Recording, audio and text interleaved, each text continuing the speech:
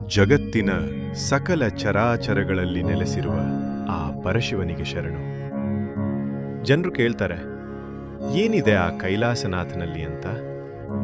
ನಾನು ಹೇಳ್ತೇನೆ, ಅಲ್ಲಿ ಏನಿಲ್ಲ. ಹಣೆಯ ಮೇಲಿರುವ ಈ ವಿಭೂತಿ ಬರೀ ಬೂದಿಯಲ್ಲ, ಅದು ಈ ದೇಹದ ಅಂತಿಮ ಸತ್ಯ.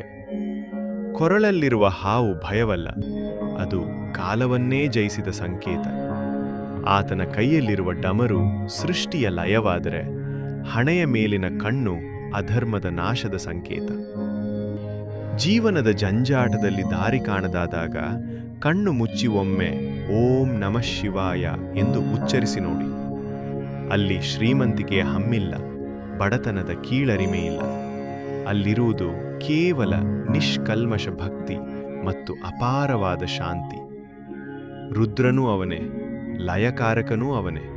ಆದರೆ ತನ್ನ ಭಕ್ತರಿಗೆ ಮಾತ್ರ ಅವನು ಮೃದು ಮನಸ್ಸಿನ ಭೋಲೇನಾಥ. ಸತ್ಯವೇ ಶಿವ, ಶಿವನೇ ಸುಂದರ. ಓಂ ನಮಃ ಶಿವಾಯ.